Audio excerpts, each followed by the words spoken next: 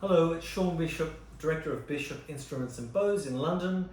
I'm talking today about what's new in September. So this is stuff that I've picked up in the last couple of weeks. As I always say, there's other things I've got, but they're either with restorers or lurking about, or I'm not showing them publicly. Okay, so jump straight in. Let's just quickly do the bows.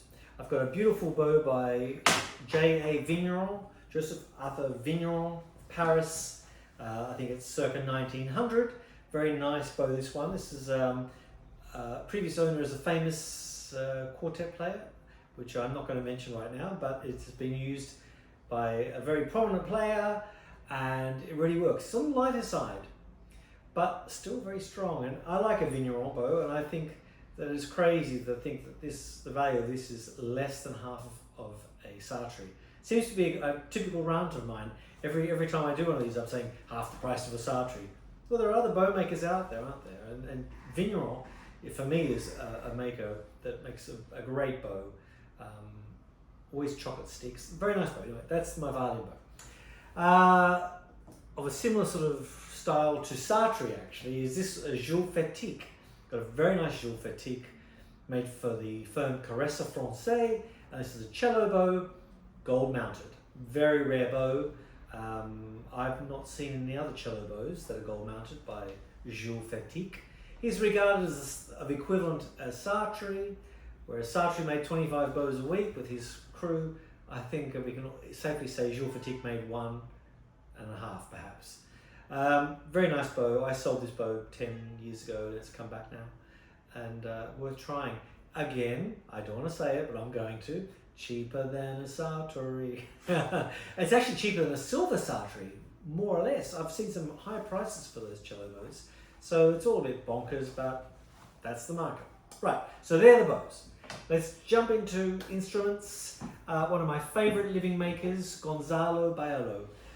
This is a beautiful Guarneri model that he made. He's a Spanish maker, and my assistant went to Italy last week to Mondo Musica and collected a few things that we'd pre-ordered a year, 2 years, 3 years ago, and one of them was a violin by Gonzalo, and it's just the most beautiful Del Gesù copy, very like Viola in a way. It's just the right side of nice, neat, not over the top, refined. That's the word I was looking for, refined. It's a very refined violin.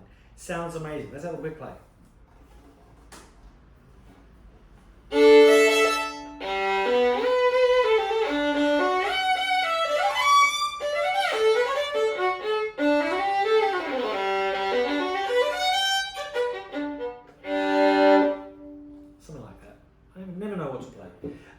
Next violin, let's move to the next one.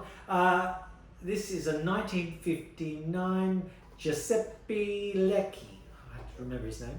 Giuseppe Lecchi of Genoa. I've always liked the Genova school, Cesare Candy, Di Barbieri, and Lecchi trained with Candy, Cesare Candy. And this is a really beautiful Strad model.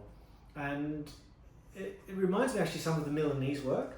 It's very neat, and unlike maybe Barbieri and Candy, who could maybe they're sometimes too much personality in their violins when they made their edge work and the scrolls, particularly the Fs. This is very much a typical Stradivari violin in an almost competition mold.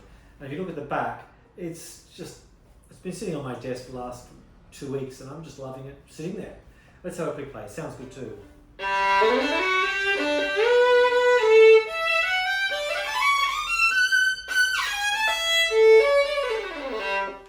you go. Strong violin, but it's very nice.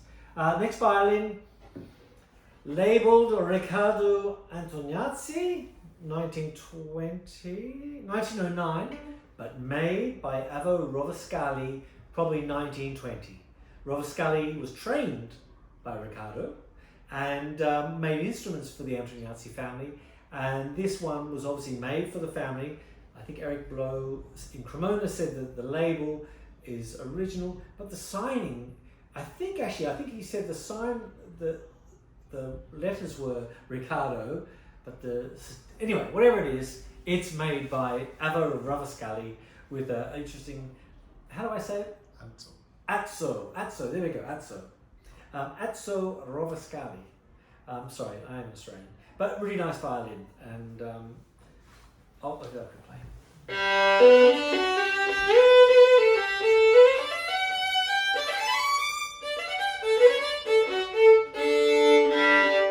Really nice, very round, warm. Okay, final instrument, because I'm trying to keep this quick, which I'm not doing so well. Giuseppe Arre. He is a favourite of ours, good friend in Cremona. Every time we go to Cremona, we always pick up an instrument or two. And luckily we picked up 2 violas. One Giacomo Genoa model, and this, which is a Guad viola model, the 1757 Milan copy, which is the famous viola that is enlarged. I used to have the original in my shop many years ago, and so I know the viola well. And this is another copy, and it's very nicely made, beautiful work. Giuseppe has a beautiful colour. His instruments are just beautiful to look at, and I really like this. It just screams Italy to me, and I'll give that a quick play. But it's a very nice viola, and we've actually got 3 violas by Arre, and I recommend them. Here we go.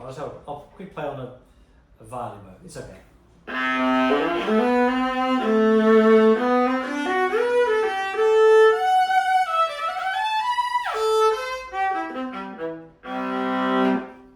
I should have probably tuned it a bit more. Anyway, that's it from me.